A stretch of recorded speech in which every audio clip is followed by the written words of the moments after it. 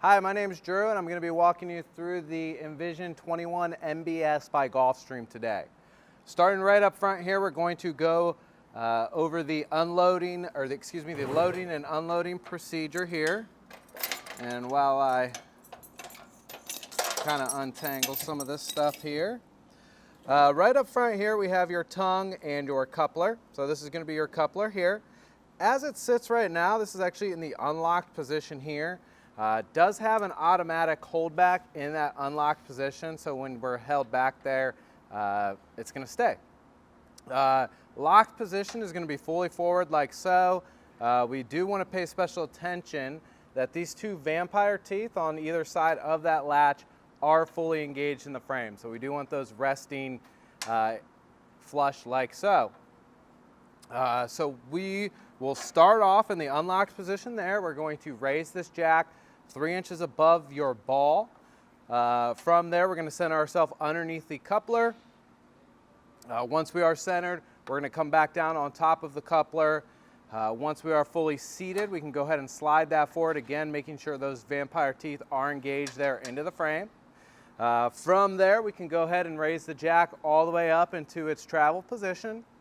We're going to then take your toe chain hooks here. We're going to cross those underneath the coupler and hook those onto the receiver like so.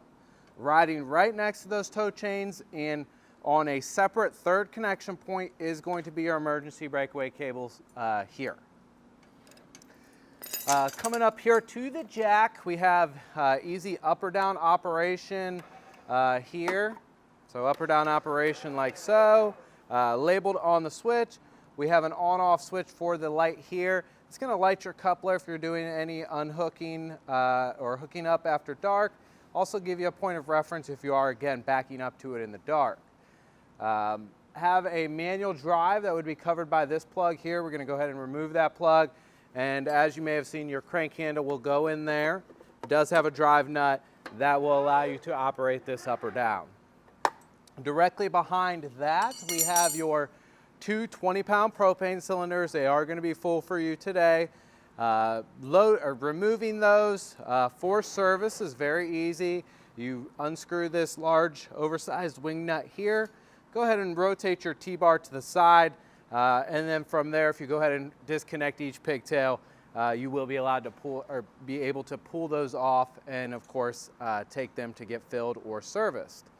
Now I find most people are familiar with these 20-pound propane cylinders. This is the same variant you're going to find on any gas grill. Your open and close valve is going to be on the top. Again, pretty straightforward stuff. In between the two, we do have an automatic switchover propane regulator. What that means for you is as long as you have this valve open and you have your tank, your indicator here directed towards that tank, it's going to draw off of that tank initially until it's empty. Now, if you have this valve on this cylinder open, once it has depleted this tank, it's going to automatically switch over to this tank here. Now, if you don't like that feature, what you can do is you can go ahead and close this tank. Of course, we still have this one open and we are directed towards that tank. If we go ahead and use the entirety of this tank, our propane appliances will then shut down. We'll kind of have to reset from there, manually go ahead and switch this over to this tank, and then of course open this valve. So we're talking about preferences here. However you want to run that's up to you. Now this is all covered by this little, this propane cover here. Now this sits on there with the door opening towards the rear. That way if you're going down the road, this doesn't flap open and you lose that. You would just unscrew these guys here, and that's going to allow you to open those up. Of course, from there, you can go ahead and turn your service valves on, things like that. This does just slip over top of these tanks. It is held on by this strap here. Directly behind that, we have a brand new Interstate Decycle battery. Biggest thing with this is going to be just good general battery maintenance. What that's going to entail for you is 2 or 3 times a year, we're going to pull these vent panels up and we're going to refill with distilled water as necessary. So there is a clear marked water line in there. We do just want to maintain that water level. Coming around here to the side, we have stabilizer jacks on all 4 corners of the unit. Now these are for stabilization, they're not for leveling. These will stay in the best shape possible if you kind of tend to use a light touch with these. What that means for you is come down, make contact with the pavement, maybe just a half a turn to shore things up. Same on the way up. Once you've reached that final resting position, just snug it up. No need to go overly tight. When it comes to leveling, if we're leveling from front to back, we're going to use the main tongue jack up front. Leveling from left to right is going to be done with the tires and what's called a leveling kit. Here in this compartment, we do have a little tap light. With any of these lights, they do have a button here in the center, and we're just going to go ahead and push that button to turn those on. Other than that, of course, you have a large pass-through storage compartment here. Not really too terribly much to speak of in terms of function, but you have quite a bit of storage, which is very nice. Coming right here to the slide out. Now this utilizes the Schwintek slide out system, which carries a bit of maintenance with it. What that's going to entail for you is once every 90 days, we're going to go ahead and spray these tracks down with a dry silicone lubricant. You do have these tracks top to bottom, left to right. So, 4 tracks in total. We're going to go ahead and spray those down again with the dry silicone lubricant. We're then going to run the slide in and out a few times to distribute that. And then we're good for 90 days. On that same 90-day maintenance schedule, we're going to use a seal conditioner on these seals here. And again, you have these seals wrapping 360 degrees around that slide out. And then you have a separate set of seals on the inside because the slide out does seal in both directions. What we're going to do with those is we're going to again use an RV grade seal conditioner. We're going to, of course, ultimately follow the directions on the can, but it should look something like this, where we're just going to spray that down with that product. We'll let it sit for a few minutes, maybe wipe off the excess, again, depending on the directions, and then let it soak in and you're good for the next 90 days.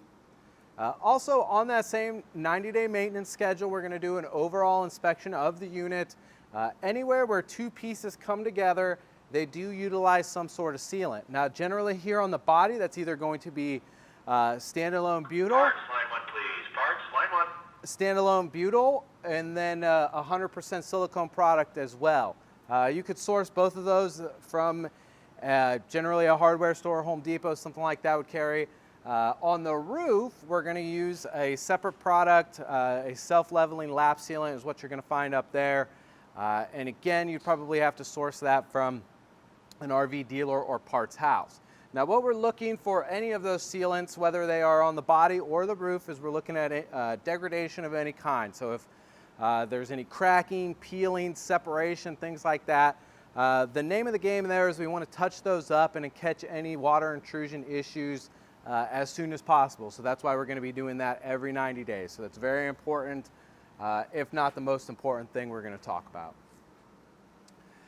Coming down here, we have your tire pressure and lug nuts. We're going to talk about tire pressure and lug nuts. Now, lug nuts have been torqued to 100 foot-pounds here in the shop. That is the manufacturer's recommendation. The manufacturer's recommendation is also going to be a retorque procedure, which is going to entail the first 15, 25, 50, and 100 miles of initial travel. We do need to check those lug nuts and make sure they are maintaining that 100 foot-pounds of torque. The manufacturer further recommends that at the start of each trip thereon after, we go ahead and again make sure they are maintaining that 100 foot-pounds of torque. Now these tires, the tire pressure on these tires, we want to run them at the max tire pressure rating. That's going to not only be stamped on the sidewall of the tire, but it's also going to be on this data tag here. In this instance, it's going to be 75 PSI. So that is, again, the max tire pressure rating, and that is exactly where we want to run these tires.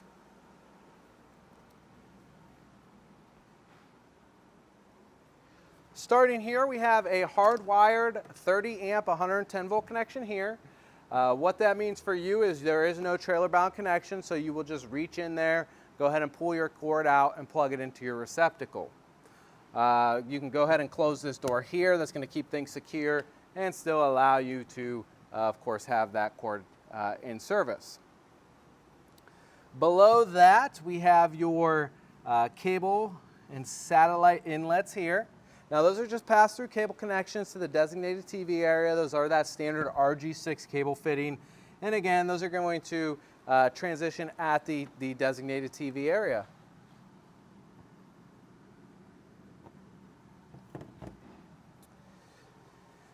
What we have here is going to be your city water connection. We're going to go ahead and use that anytime we do have access to full-time running water. If you're in the capacity of an RV park, you're going to go ahead and use that city water connection.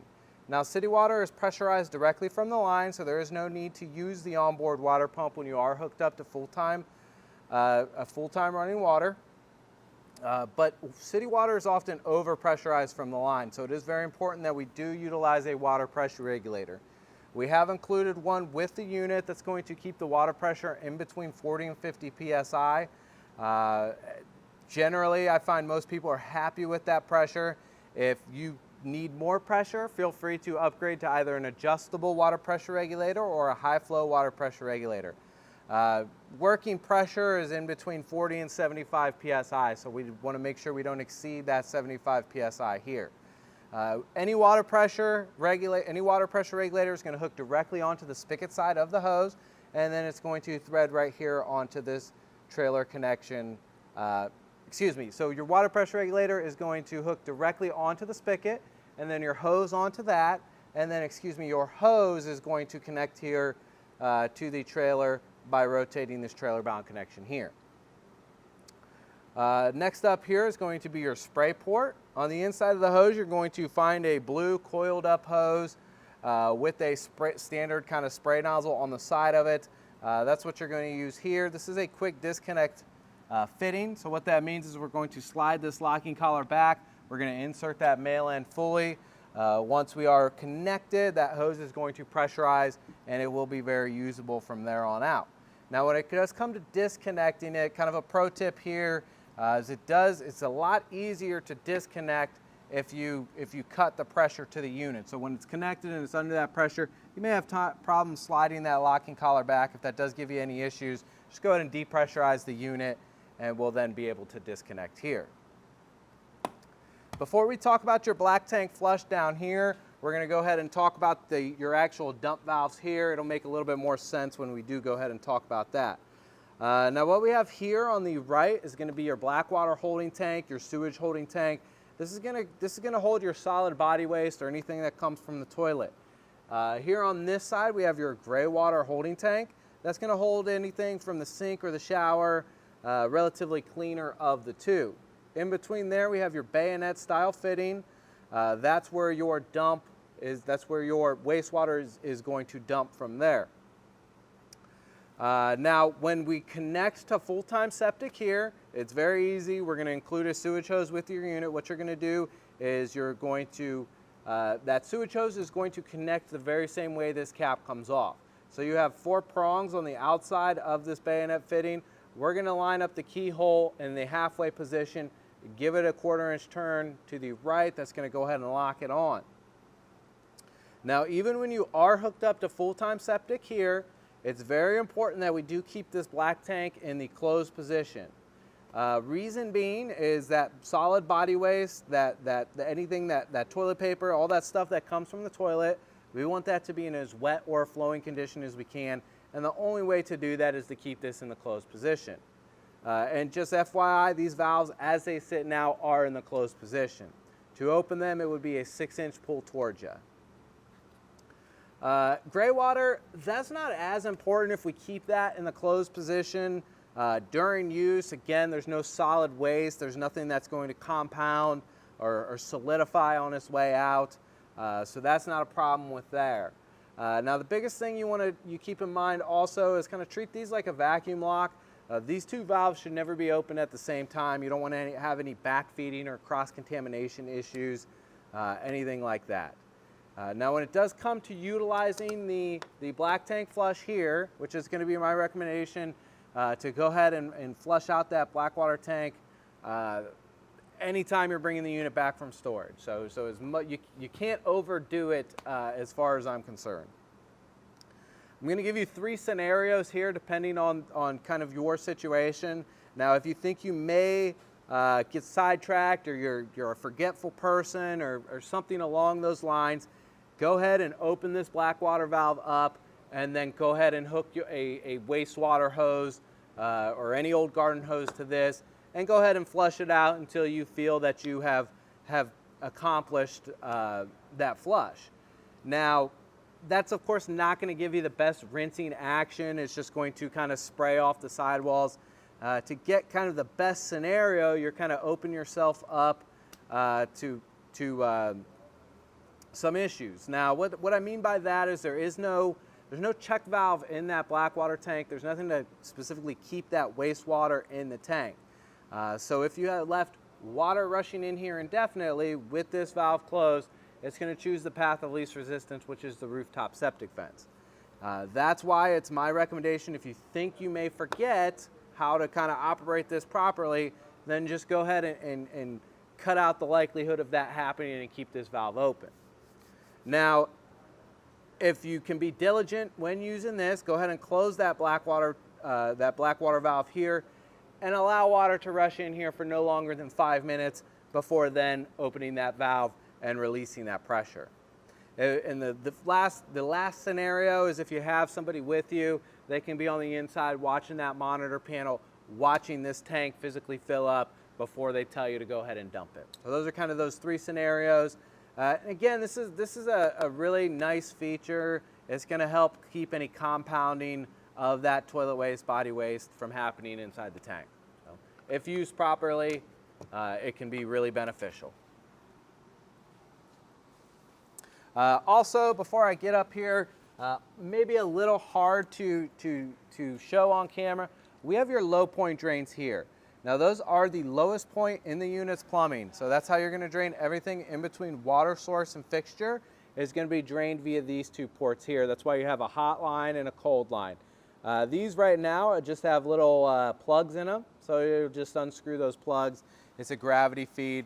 All of that in between plumbing will drain from there. Reason for referencing that, it is anytime the unit is going to be in storage for more than 7 days, it is very important that we do drain all of the water from the unit. That's going to be kind of a 3-point process. It's going to start with the freshwater drain if it's been in use.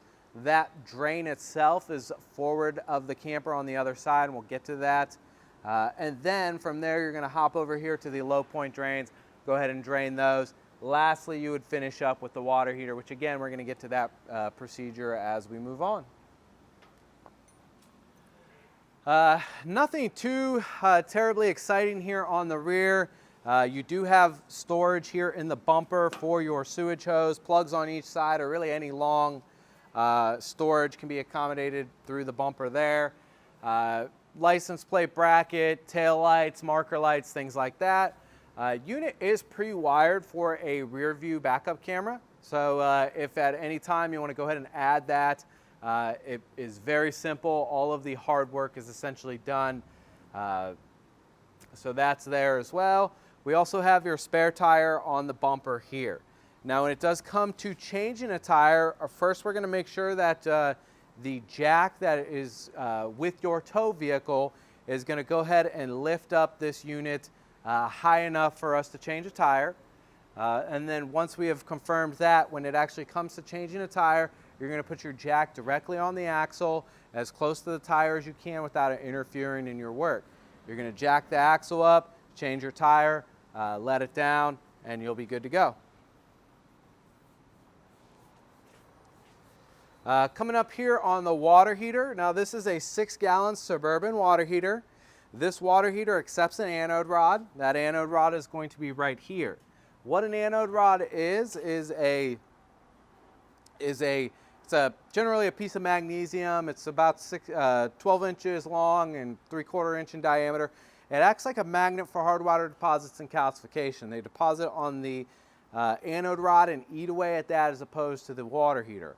Now that is a consumable part. Expect to get a year or 2 in between changing your anode rod. You'll be well aware of the condition of your anode rod because the manufacturer has 2 explicit recommendations with this. Number 1, anytime the unit's going to be in storage for more than 7 days, that we do go ahead and drain this separately. We're going to go through that process here in just a few minutes. The second part of that is when you do resume camping or you bring it out of storage, it is very important that you prime or feed 6 gallons of water to the water heater before lighting it. So kind of outlining how to drain it, you're of course going to give it ample time to cool down, 3 to 4 hours at least before that's going to come down to a working temperature. Once you are fairly certain of the temperature, we do need to go ahead and depressurize the unit. Now that from a safety standpoint, that is extremely important. We do want to make sure it is depressurized before we remove the anode rod here. To depressurize it, you have a couple of options. You can manually relieve the pressure here on this pressure relief valve. That would just be lifting that up into position. Now you have to be slightly careful with that because of the routing of the water there. The safest and easiest way is going to be utilizing an internal fixture. So what that's going to look like is we're going to cut the inflow of water to the tank. So whether that's going to be city water or potable water. If it's potable water, we're going to turn off the water pump. If it's city water, we're going to either shut off the valve at the spigot or physically disconnect the hose. So once there is no longer water running into the unit, we're then going to choose any internal fixture, and we're going to focus on the hot side of that fixture. We're going to turn that hot side of the fixture on. It's going to blow off that excess water or that excess pressure from the water heater. Now once that pressure has been relieved, we're going to come here and we're going to use an 1.6 inch and a 1.16 ratchet, socket ratchet and extension, and go ahead and back out that drain plug and anode rod here. Once we do that, the remaining 4.5 gallons of water is going to drain out here. Now this is not only your anode rod, but it is your drain plug as well. It will be replaced as such, so it's going to be sold as one assembly. When your anode rod degrades to the point of needing replaced, you are going to replace your drain plug with your anode rod. On the flip side of that conversation, it's going to sound very similar, but to prime the water heater or feed 6 gallons of water to the water heater, we are going to introduce water to the unit. So if we are running off of the potable water tank, we're going to flip on that water pump switch. If we are using city water, we're going to either turn the spigot on or connect a hose to the unit and then turn the spigot on. Once we have done that, we're then going to again use an internal fixture and focus on the hot side of the plumbing. We're going to turn that internal fixture on. That flow coming from that fixture is initially going to be very bubbly, very interrupted, spitty, one would say. What it's doing is everything is passing through the water heater. So by the time you actually see it at the fixture, that water has come through the water heater. As it fills up, that flow is going to normalize. Once that flow is running normal, that is your indicator that you do have 6 gallons of water in here. It is primed and ready to go. You can then choose your source. Now this is a dual source water heater as well. What that means is it not only runs on 110 volt electricity, it also runs off of propane gas with 12 volt ignition, or it can, believe it or not, run on both sources. Now what they do here is they do separate those sources. If you are choosing to run it on 110 volt electricity, you're going to use this toggle switch that's on the outside of the camper here, and that is labeled on and off. I find the biggest thing with that is people forget when they turn this on, when they're through using the water heater, they forget to turn it off. What often happens then is they'll go ahead and drain the water heater like we just spoke of, and it will at some point overheat because there is no water in the unit. So that's just something to pay attention to, is if you do run this on 110 volt electricity, make sure you go ahead and shut it off when you're done. Now the switch to run it off of propane gas with 12 volt ignition is going to be on the inside. We're going to focus on that when we get there. Last but not least here with the water heater, it is very important that we do screen these off when it does come to these louvers and this screening here. We need to further screen those off to protect from the intrusion of mud daubers and flying insects. They are attracted to the smell of propane, so what happens is they crawl in here, they work themselves as close as they can to the flow of that gas and build their dirt nest over that, leaving the appliance inoperable. Now that not only goes for the water heater, that's going to go for the refrigerator and the furnace. Any propane burning appliance in the unit needs to be protected with an aftermarket bug screen. When it does come to shutting the door here, you're going to, as best you can, line up this, this tab here. Once it transitions through, you're just going to grab it, pull it, and give it a twist, and that's going to keep that door closed. Now, referenced earlier, this is your refrigerator. This is the rear refrigerator vent. This is going to give you working access to the refrigerator. General casual consumer, there's generally not much that they're going to be doing back here. It's not what we would consider a customer serviceable unit. All of your controls and operation is going to be done from the inside of the unit. What I recommend is give you this compartment, maybe a visual inspection a couple times a year, make sure nothing's getting in, make sure nothing's nesting in there, things like that. Other than that, that visual inspection a couple times a year, we're going to make sure that the hose is routed correctly. Now this is your condensation hose. It's important that we have that routed to the vent there, so any condensation is going to evacuate this compartment. And then other than that, we are going to want to, again, protect these with screens from mud daubers and flying insects. So they do make specifically cut screens for all of these. So once we've done all that, we route our hose. We put the tabs up first. And that will allow us to feed these holes, or these bottom locking tabs, into the correct position. Once they're sheeted flush, we'll go ahead and give them a quarter turn there. And always go back and make sure that that did actually lock on. That way you don't lose that when you go down the road. That brings us to our freshwater holding tank here, or potable water, however you want to reference it. This is how you do fill that onboard water tank. Now you're going to stick a drinking water hose directly into this orifice here. You're going to fill it up till it overflows. Once it does overflow, we cap it off. And there's nothing to naturally pressurize this like city water, so what we need to use is the onboard water pump. Again, that's going to be on the inside of the camper. That is going to be as easy as the flip of a switch, and that will bring that water up from the tank to the fixture and make it usable. To drain that tank, we're going to drop down low here, and you can see that this blue line here, and it does just have a plug in there. We're going to go ahead and remove that plug. That's again a gravity feed, and that's going to go ahead and dump 35, 40 gallons, however big that tank is going to drain from right there. And then up top here we have your furnace exhaust. Now biggest thing with that is it is an exhaust vent. It is very important that we do let it exhaust. You're not going to want to go ahead and put a lawn chair up in front of it or restrict the flow in any way. And then again, going to sound like a broken record here, but it is very important that we do cover this for mud daubers and flying insects so they do not crawl inside the appliance and nest inside. All your controls for this furnace are going to be on the inside, and it is a propane only burning appliance. You kind of have this outside TV area here. Now the idea is we're going to get eyes on it on the inside. There's going to be a TV mount in the unit.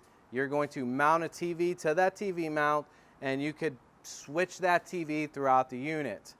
This is just going to be one location of that for you to take said TV and then go ahead and install it out here, and you have this cable connection. Now what we saw on the other side would be the inlet of services. This would be the outlet of services. So this is just a pass-through connection, again, to be utilized a park cable service. Some higher-end campgrounds will offer a park cable service, or just about every satellite manufacturer, or satellite provider, I should say, is offering a package geared towards RVers and campers. Either way, what we saw on the other side would be the inlet. The outlet is going to be either here or at the designated TV areas of the camper. And then we have a couple 110-volt all-weather outlets to go ahead and power the TV that we would ultimately bring out here and hook up. Up top here we have your speakers and lights and things like that. We'll get to the operation of those on the inside, but we also have your hood vent here. Now this is just a friction fit for open and close. It is very important that we do open it before using it, or it's not going to, of course, do much good. and then close it when we're done. So opening it, you just stick your fingers up there and lift, and then to close it, you just do the same and make sure it's snug. RV style handrail here. This is in the locked or out position here. To stow it away, we lift up and fold there. Some people like to fold it across the door. You'll figure out what you like. Step here is going to be folded up and in. Something like that, easy peasy, out and down. Other side of your storage compartment here, we have that same style of tap light on the inside with the switch directly in the dead center of the lens. And then we have a ZAMP solar plug here. Now this is a direct connection to the battery. This is going to be utilized for any portable solar panel, briefcase style folding panel, something like that. Essentially plug and play connection here. So with most of those portable panels, the charge controller is built directly into the solar panel itself. That's going to essentially be the brains behind the operation. That's going to intake energy as necessary. And if it's no longer necessary, it's going to cease to take in that energy. So more or less all you have to do is go ahead and plug your panel in here, take that out to the sun, put it in direct sunlight, and set it and forget it, essentially. That just about covers the Envision here on the outside. We're going to hop on the inside, start going over those features. So coming here onto the inside of the camper, we're going to start out here with the Murphy bed. When it comes to, well, actually before that, let's point out while we have clear picture of it, you do have USBs and 110 volt outlets on each side of the bed and or couch, depending on the position. Now, when it comes to laying the Murphy bed down, we're going to start with the jackknife sofa. So these generally do best if you pick up from the front and then you kind of help them back on the rear. Now, once that's laid down, we're going to come here with the Murphy bed. Now, there's nothing really to keep this up when it is in the up position. So what that means for you is you're probably best suited to travel position is going to be down. That way it doesn't come down inadvertently when you're going down the road. From there, you are just going to go grab this. And again, it's just very much tension. So once you lay it down, it does lock in that down position. And that's why that down position is much more preferable when it does come to traveling. Super simple, super quick to make out that Murphy bed. Here on either side of the bed is going to be your hanging storage. Each one of these is going to have a clothes hanger rod in there. And then you have these reading lights here. Now these come on, if you turn them off and turn them back on, they come on blue. If we push that on-off switch and hold them for a couple more seconds, they turn to a bright white, usable kind of reading light. Now all the windows in the unit are going to be basically similar. Starting off, I guess we'll start off with your emergency exit window here. This is going to be the only one that opens differently than the rest. Now this one here, you have this handle you need to unlatch, and then you pull that out, and that's going to be your open position there. And then of course, if you're utilizing it as an emergency exit, or in the event that exit is blocked here, your entry door is blocked, you go ahead and pull the red tab, yank that screen out of the way, and then this window is going to full open like a doggy door. So if you're particularly motivated enough, you can exit through the window. And then again, when you're going down the road to close it, you just latch that back there. Each window is going to have a tension shade there. As these age, this tension may loosen here on these strings. Feel free to retension them. If you can handle it, you can back out this screw, pull a little bit more string down, and then go ahead and knot it, and you'll be good to go. And then we're going to hop over to this other window to kind of demo how the rest of the windows in the camper are going to work. And what that means is you just have this locking tab here. We just slightly pull that out. That's kind of spring loaded. And from there, that will allow us to slide those windows out. Now the windows in the rest of the unit are going to be the same. They may be different sizes, things like that, but they are all going to utilize that same locking tab and slide motion there. Now, Coming right here to the left of the entry door, we have some switches here. This one here all the way to the left is going to be your awning light switch. So those are above my head. Those are on the awning rail. You know, an LED light strip the full width of the awning. This middle one's going to be for the speaker lights, I believe. Yep, so that's going to be for those blue speaker lights. You know, kind of a mood light or whatever. And then next up is going to be what they call a courtesy light. So this is just a common switch you can hit when coming into the unit at dark. That's going to light your way. And it looks like these lights here in the center panel are going to be those lights. You can control which one of those lights, which lights come on and off with that switch, because these utilize that same on-off switch there on the center of the lens.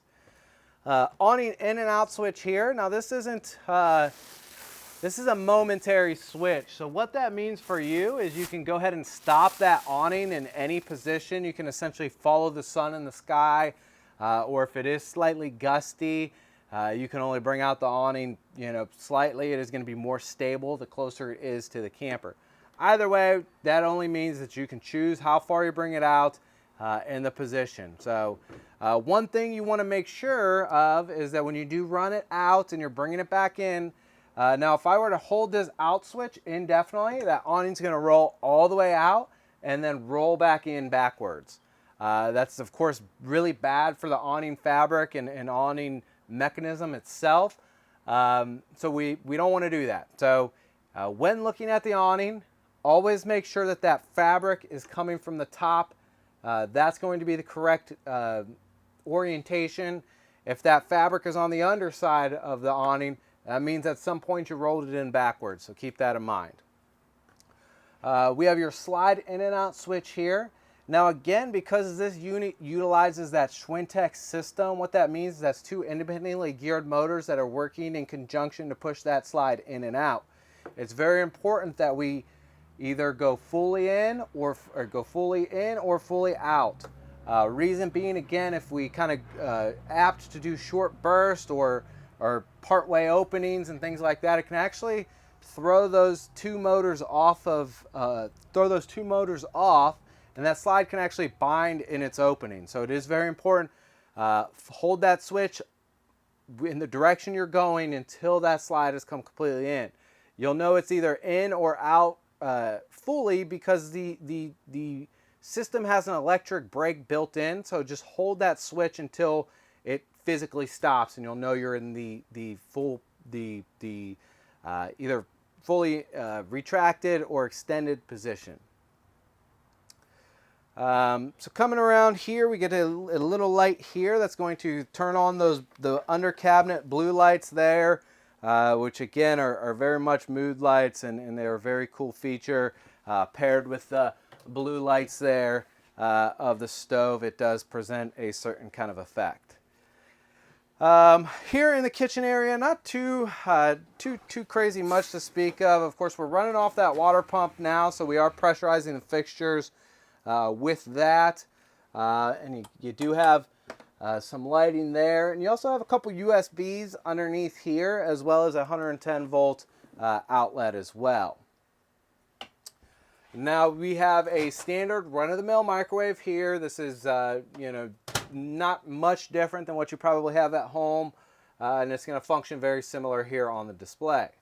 Also, again, probably not much difference than what you have at home. You have a hood vent and you have your light. Again, very important reminder to open and close that hood vent on the outside before using it. Now this is my favorite cooktop and stove, or cooktop and oven option on the market. Not only because of the blue light, but it also has a light inside the oven, which is not not something you generally see. Also, why I like it is because on just about every other cooktop and oven combo on the market, you have to physically light the pilot light on the oven separately. So what you generally would do is hold the knob in like a pilot light and get a long stem barbecue lighter and light it that way. This Greystone cooktop actually allows you to use the igniter to do so, which is an awesome feature. To do that, you would go ahead and this is your oven knob here. You turn that to the flame. You'd go ahead and you'd hold that in for a certain amount of time. Then you'd go ahead and click it here. Now what we would be ultimately looking for, and again, I'm not sure if this is going to show up on camera, would be here on the bottom, our pilot light is going to light from that location there. So once we see that pilot light there, and that's lit, we can then go ahead and turn this to the specific degree we want. You may have to take my word for it. Again, I'm not sure if we got that on camera, but it is pretty straightforward once you kind of know what you're looking for. And then here on the cooktop, it's going to light in a very similar manner where you'll turn the burner you're trying to light to, in this case, high, so the highest available. And then you go ahead and you click that sparker. That's going to go ahead and light that burner, and we can go right down the line there and light all of those burners up. From there, we can go ahead high or low, anywhere in between, depending on how much heat we want. Now, it goes without saying that it is very important that if we are cooking a meal here, that we give this ample time to cool down before we go ahead and we close the lid here.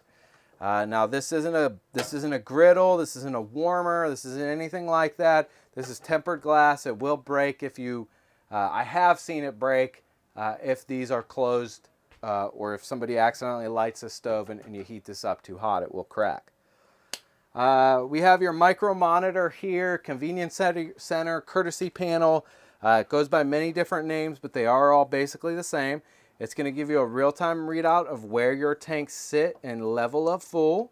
So you have, if you look at this scale, on the right side, the red lettering is going to be how your battery scale. So if we push that button, those red lights go all the way up. And this means low, fair, good, and charged. And then if we're testing your tanks, which we'll test that freshwater tank, and that's 2/3 full, that's that white lettering, as we're going to note the fullness of the tanks.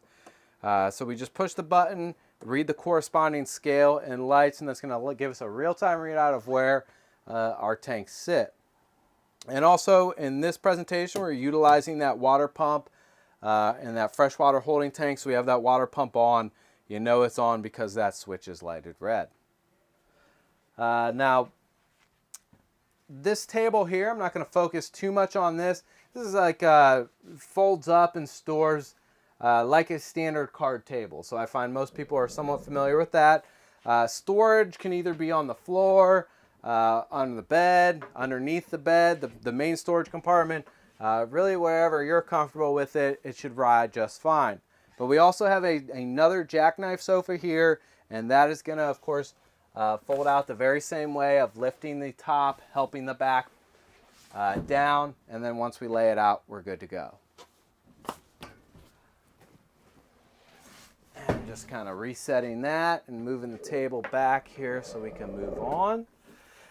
Designated TV area of the camper is going to be here. Now I referenced this TV mount earlier, and it might be a little stuck in there like it was for me, but once you work it out, of course, again, that idea is that you connect your own TV to this, and then you can go ahead and take your TV outside and utilize that TV and TV mount outside. That does just slip right on there.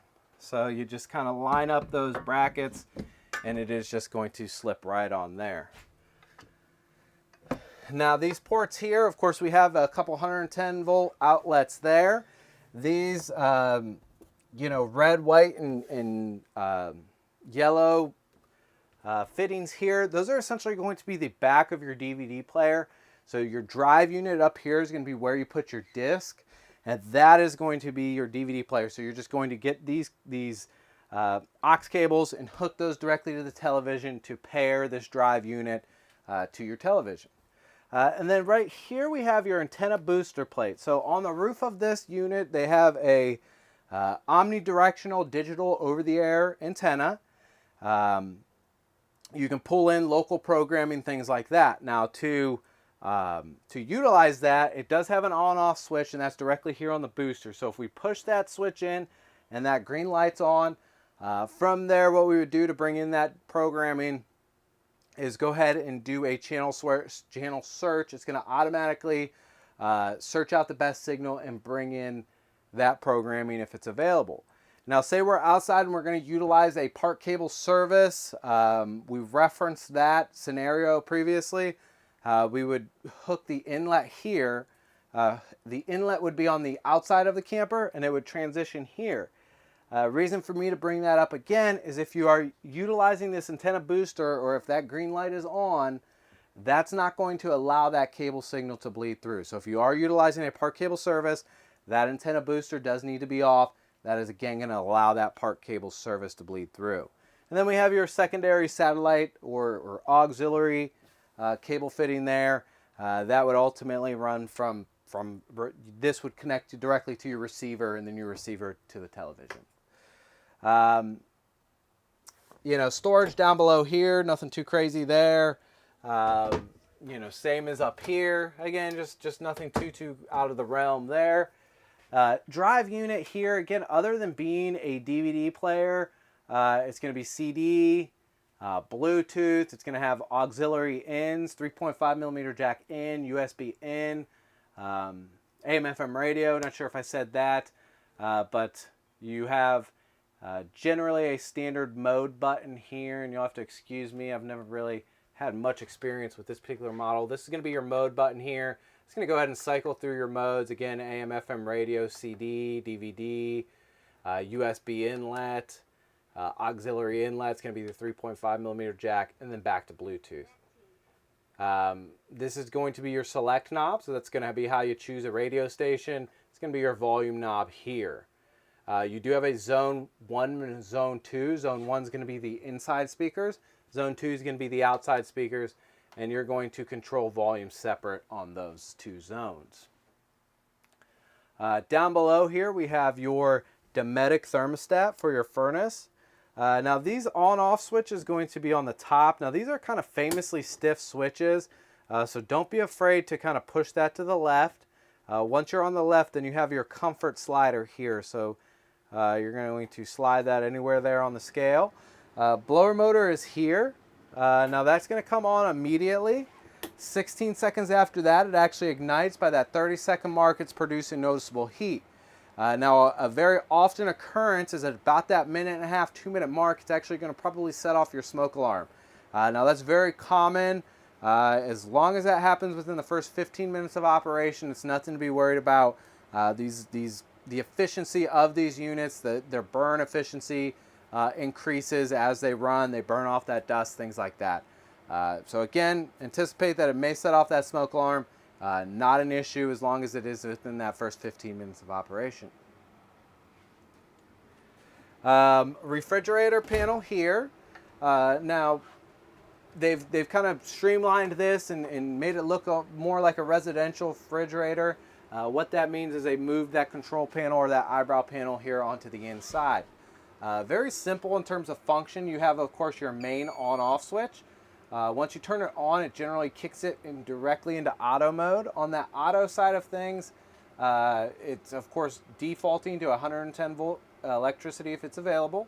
If that is not available, it's going to automatically start lighting on gas. That is the most popular option with these refrigerators, and that's why they made that default option. Now, if we want to run it on standalone gas, say we're going down the road or we're boondocking or something, we're going to go ahead and push that gas button. And as the picture says, if that button is depressed, we're lighting it on gas. That really is your only indicator that you are running on gas, is the position of the physical button. Other than that, if it fails to light on gas, it's going to illuminate this check light, and then it will kind of beep at you since there is a speaker in here. Other than that, I find this, again, very easy to navigate around and utilize those two functions there. Handles are just going to be to the left and out.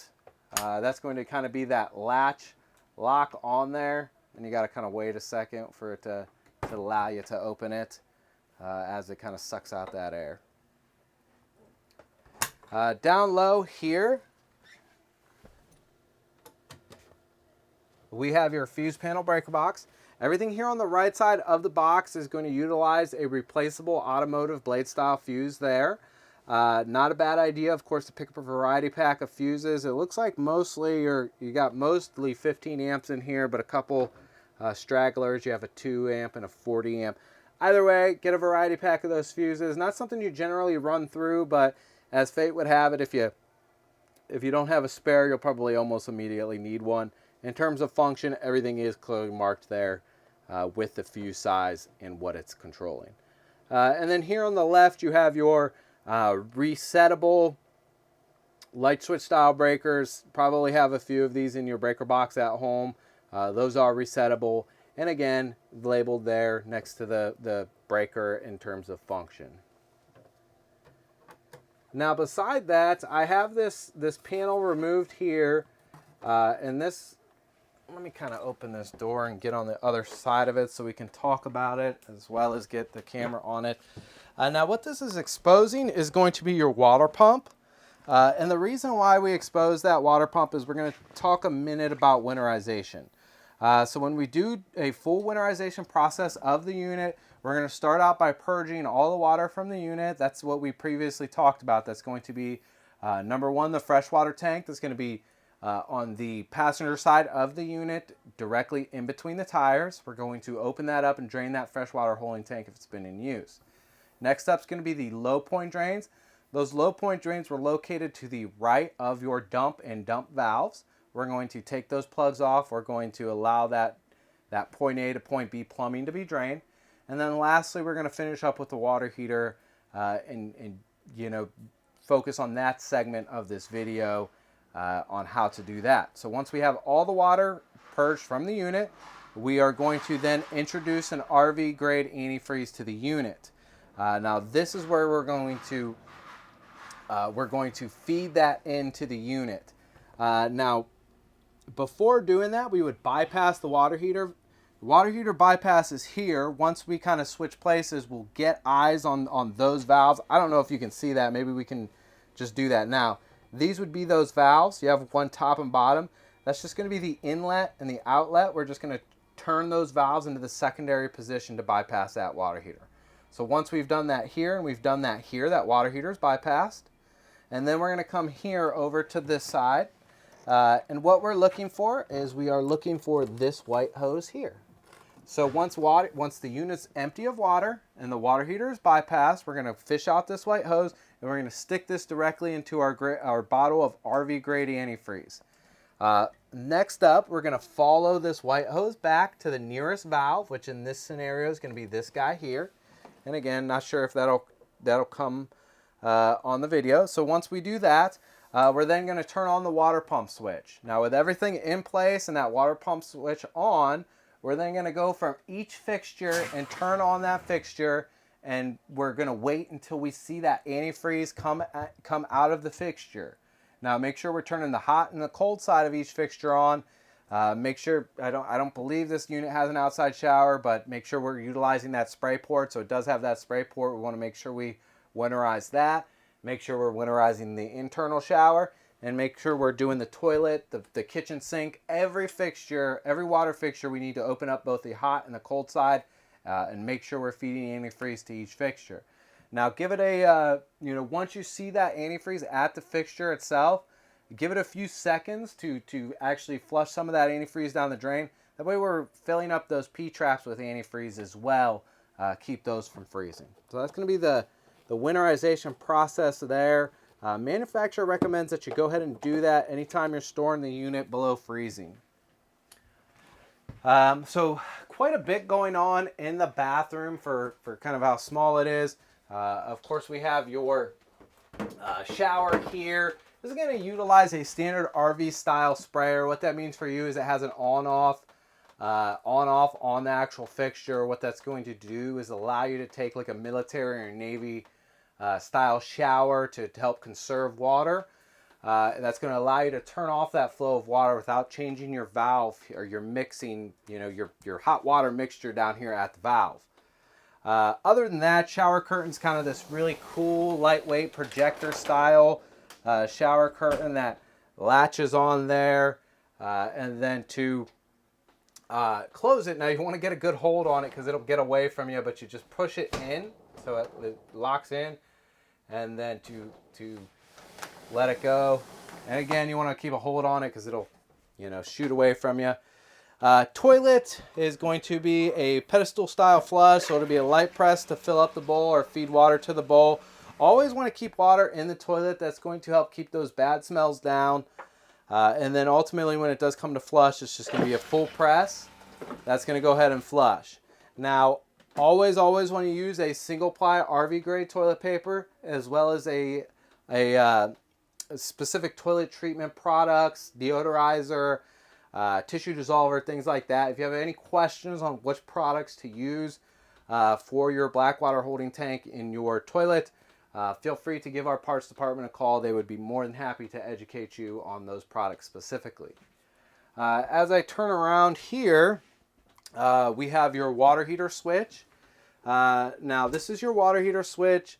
When we go ahead and turn this on initially, of course that water heater is up to temperature right now, so it's not going to do much for us. But if this were our first time lighting it, or your first time lighting it, you're going to turn that switch on. This red light's going to come on with that switch. This is ultimately your indicator on whether or not that water heater has lit.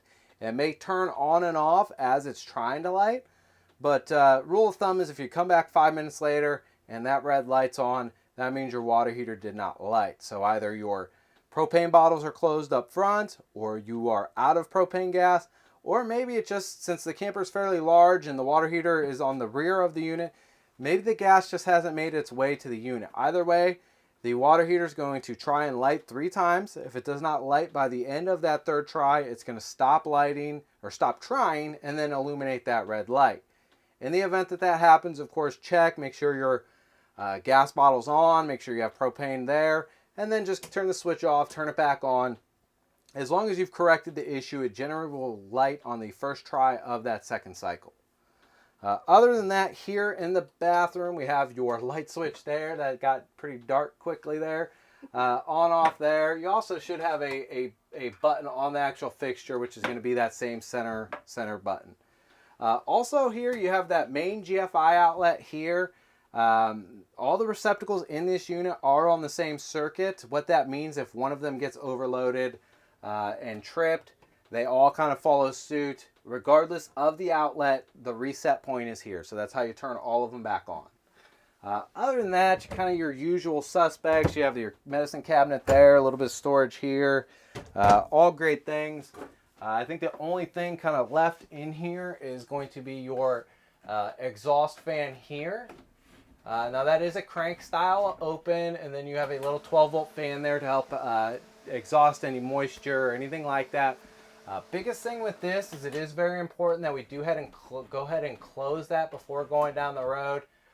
I make the joke that it's something you generally only forget once because it's probably not going to be there when you get to where you're going. It's no joking matter, so make sure you do close that. You don't want to be replacing that. So I think that basically just about covers it here on the inside of the unit. If you have any questions or concerns, please don't hesitate to give us a call, and we hope you enjoy your Envision. Thank you.